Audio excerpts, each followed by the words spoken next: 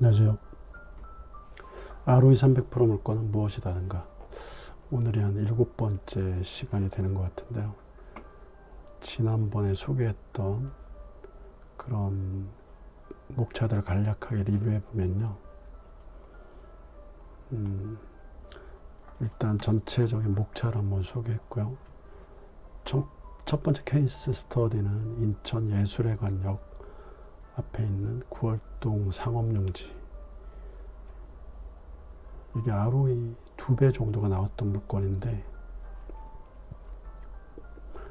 이걸 통해서 이제 유치권의 성립 요건하고 법정지상권의 성립 요건, 그리고 경기도 광주에 있는 타운하우스 부지, 이것도 역시 ROI가 2배 정도 나왔던 물건이거든요. 이거를 그 다음에 이제 소개해드렸고, 그 다음에 이제 산지 전용 절차를 간략하게 리뷰했고, 그 다음에 이제 자연녹지에서 중심 상업지역, 자연녹지에서 2종 일반 주거지역으로 용도 지역이 변경됨에 따라 집가의 가격 수준이 폭등한 사례를 소개를 해드렸었어요. 용인 삼가동 건인데, 토지 이용 계획 확인원을 통해서 직접 이제 말씀을 드렸기 때문에 인생 역전 사례라고 해도 과언이 아니라고 생각이 들어요. 그리고 이제 오늘 말씀드릴 거는 민사집행법, 특히 이제 경매나 이런 걸 하다 보면 시쳇말로 뭘 밟았다고 생각할 때, 즉 매각 허가를 좀 이제 불허가 신청을 하고 싶을 때, 즉 취소하고 싶을 때, 그 다음에 이게 너무 좋은 거니까 남한테 뺏기고 싶지 않을 때, 그때 하는 게 보통 이제 이의 신청이라든지 즉시 항고, 이의 소 같은 거거든요. 일단 이제 민사집행법에서 우리가 이제 매각 불허가 신청 이런 것들은 뭐 제목은 다를 뿐이지 다 이의 신청이라고 보면 되거든요. 이제 우리가 이제 실무적으로 좀 말씀을 드릴게요. 이제 민사집행법은 뒤로 하고 그냥 아주 잘못 받았다고 생각할 때 일단 한번 넣어봐야 된다라고 생각을 해요. 뭐 이게 인용이 안 되더라도 일단 한번 비집고 들어갈 구멍을 찾아서 일단 한번 넣어보고, 그래도 안 되면 이제 뭐 다른 전략을 찾아야 되겠죠. 다른 출구 전략을 찾아야 되겠죠. 특히 이제 초보자분들이 뭐 이제 주변에서 막 좋다고 막 이제 막 바람 드니까 귀가 얇아서 그냥 덥석 물고 나서 이제 뭐 대출 같은 거 알아보고 뭐 이것저것 시장 서베이를 해보고 이거 뭔가 이거 아닌 것 같은데 하면서 잘못 받았다, 좀 취소하고 싶다, 상담 많이 하러 오는데 또 이제 감정평가 뭐 이런 거를 또, 아니면은 뭐 송달 불능이라든지 송달이 제대로 안 된 경우 이런 거를 막 끄집어 가지고, 그래서 뭐 한두 번은 매각 불허가 신청이 인용됐고 나머지는 다 거의 인용이 안 되는 것 같아요. 뭐 결정적인 사항들이 없어요. 만약에 감정평가를 잘못 받았다라고 치면은 뭐 중대한 뭐 하자가 없으면 다시 감정평가 명령을 하거든요. 그래서 금액이 뭐 너무 이제 경매가 장기간 홀딩되고 있어갖고 가격 차이가 굉장히 현저하게 차이가 난다 이러면은 제 감정평가 명령을 해가지고 평가를 하면 뭐 금액이 올라가는 경우도 있고 뭐 그렇게 특별히 올라가지 않는 경우도 있으니까 뭐 그렇게 하면 되지, 허가 자체를 취소해 주는 경우는 별로 없어요. 그리고 이제 이건 즉시 항고는 내 소유권을 이제 지키고 싶을 때, 즉 채무자 입장에서 내 소유권을 뺏기는 것을 이제 방어하기 위해서 뭐 이제 변제라든가 여러 가지 기타 수단을 강구할 것을 전제로 해서 매각 집행 정지를 신청하는데, 즉시 항고를 신청하는데, 이때는 이제 매각 대금의 10%를 이제 공탁계에 납부를 해야 되고, 만약에 이제 이게 기각됐을 때는 이게 몰치돼서 배당 재원으로 편입되기 때문에 굉장히 신중한 의사결정이 요구되는 그런 이 신청 방법 중에 하나입니다. 그 다음에 이제 청구 이소 같은 게 있어요. 청구 이소. 청구 이소 같은 경우는 이제 돈을 뭐 이제 거의 다 갚았는데 채권 그 가액이 잘못 이제 계산이 됐다거나 뭐 이런 거였을 때 이제 청구 이소를 해가지고 이것도 또 마찬가지로 집행 정지를 신청할 수 있어요. 이거를 돈을 갚았는데 뭐 청구를 잘못했다거나 아니면 갚을 돈을 공탁을 걸어 놓고 청구 이소를 하고 그 다음에 이제 집행 정지 신청을 하는 거죠. 그 다음에 집행문 부여에 대한 이의죠. 집행문을 부여했는데 집행문 부여하는데 뭐 결함이 있거나 뭐 하자가 있을 경우에 이런 하자의 근거를 들어서 법원에 이제 집행문 부여에 대한 이의소를 하고 집행문을 다시 집행문 부여가 잘못됐으니까 다시 취소하거나 다시 이제 뭐 재신청하게 해라. 그랬을 때 이제 뭐 돈을 갚거나 뭐 이러면은 원인이 무효되니까 이제 뭐 날아가는 거겠죠. 아니 없어지는 거겠죠. 사건 자체가 집행할 수 있는 근거가 없어지니까.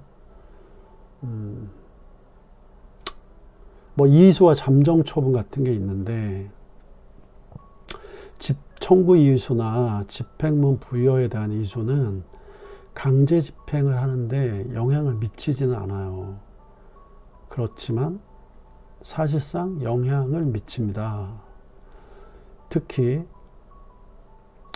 이의 신청 주장 사유가 법률상 정당한 이유가 있거나 사실에 대한 소명이 있을 때 수소법원, 소를 받은 법원이 이 판결이 있을 때까지 담보를 제공하거나 뭐 공탁을 뭐 걸거나 이런 얘기겠죠. 이거 없이도 강제 집행을 정지시키라는 명령을 할 수 있다는 거죠. 법원의 이 판결 여부에 따라서 어차피 결정되기 때문에 그때까지는 좀 기다려보자 이런 취지라고 생각하시면 될 것 같아요.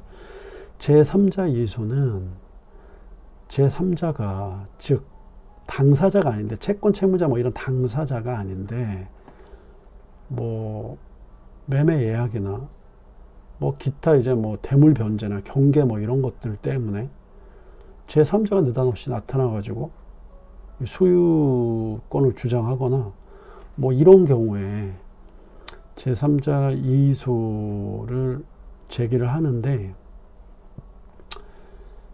강제집행 정지와 이미 실시한 집행 처분 취소에 대해서는 이제 46조, 47조 규정을 준용한다는 의미고요. 다만 집행 처분을 취소할 때는 당연히 뭐 담보 제공할 필요가 없겠죠. 제3자 이의소는 뭐 이 정도로 보고요. 다음에는 집행 정지할 때 필수적인 정지, 필수적으로 정지해야 되는 경우가 있어요. 집행을 판결, 가집행을 취소하는 취지나 강제집행을 허가하지 아니하거나 그 정지를 명하는 취지, 집행 처분의 취소를 명한 취지를 적은 집행력 있는 재판의 정보원이 있을 때는 필수적으로 정지를 시켜야 된다는 거죠. 그리고 집행을 면하기 위해 담보를 제공한 뭐 공탁 증서 뭐 이런 게 있으면 필수적으로 뭐 이거 5호, 6호도 마찬가지고요. 필수적으로 정지나 제한을 시켜야 되는 사유고, 그 다음에 이제 집행정지 처분에 집행처분의 취소 또는 일시유지 사항돼 있는데, 요거 1호, 요거 집행할 판결 등, 요거는 이미 실시한 집행처분은 취소해야 되고요. 그 다음에 4호, 채권자가 변제를 받았거나 미루도록 승낙한 취지, 요거는 일시적으로 유지하게 해야 된다는 거죠. 요거는 그냥 취소하고 요거는 한시적으로 유지하게 해야 된다는 거죠. 그 다음에 이제 요 1항에 대해서 집행 처분을 취소하는 경우에는 17조 요거를 1호, 3호, 5호, 6호는 즉시항고 규정을 적용하지 않는다는 설명이에요. 요게 다른 것들은 즉시항고를 할 수 있지만은 1호, 3호, 5호, 6호에 대해서는 즉시 항고 규정을 적용하지 않는다는 것을 설명한 거라고 말씀드릴 수 있어요. 그리고 다음에 변제 증서 등의 제출에 의한 집행정지 제한. 왜냐하면 변제 증서, 이제 돈을 다 갚았다는 증서를 제출했을 때 집행정지를 할 수 있는데, 요거는 정지기한은 2월로 한다. 그 안에 다 처리를 해라. 요런 의미고요. 그 다음에 이제 집행을 개시한 뒤에, 강제 집행을 개시한 뒤에 채무자가 이제 돌아가신 경우에는 참 이게 이제 부종성, 그 다음에 이제 뭐 불가분성, 뭐 담보 물건의 그런 어떤 고유한 특성이 있잖아요. 그래서 돌아가신 후에도 그 물건에 계속 부종돼서 그 상속인한테, 피상속인, 이제 돌아가신 분을 피상속인이라고 하잖아요. 피상속인이 돌아가셨으니까 피상속인이죠. 이 상속 재산에 대해서 상속인한테 상속이 된다고 하더라도, 물론 이거는 내가 담보 그 대출금이 많다 이러면은 상속을 포기할 수도 있어요. 사실은 상속 재산에 대해서 강제 집행을 계속합니다. 슬프게도.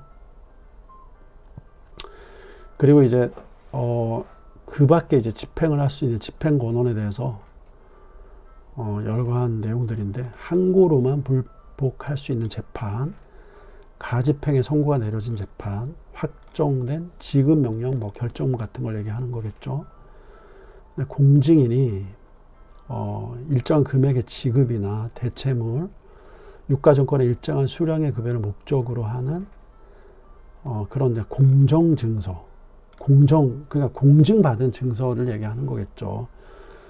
소송상 화해라든지 인락조서, 그 밖에 이거 소송상 뭐 화해라든지 인락조서는 확정 판결하고 동일한 효력이 있기 때문에 이런 이제 증서들이 이제 집행 정지시킬 수 있는 그런 권한인데요. 이건 이제 만약 이런 서류가 있다고 해서 무조건적으로 받아들여지는 거 아니고, 판단 기준에 따라서 인용 결정을 해야지만 이제 정지를 시킬 수가 있을 것으로 생각이 됩니다. 이거를 이제 깊게 들어가면 사실 워낙 판례라든지 결정문 사례도 많고, 그리고 이제 시쳇말로 별 양아치적인 방법에 의해서 신청되는 그런 사례와 그런 다양한 케이스들이 있기 때문에 깊게 들어간다면 이건 뭐 몇 날 며칠 동안 설명을 해드려도 시간이 부족할 것 같고요. 그래서 간략한 헤드라인 정도를 보고 헤드라인 정도에 대한 리뷰 정도만 하고 오늘 시간은 마감하는 것으로 하고요. 다음 시간은요, 강남에 6층짜리 건물이 정말 준 메이저급 빌딩이 돼서 지금 유명한 패션 브랜드 회사의 빌딩 사옥으로 사용되고 있는 케이스에 대해서 좀 설명을 드리고자 해요. 그러면 오늘은 여기까지 하고 다음 시간에 또 찾아뵙도록 하겠습니다. 네, 감사합니다.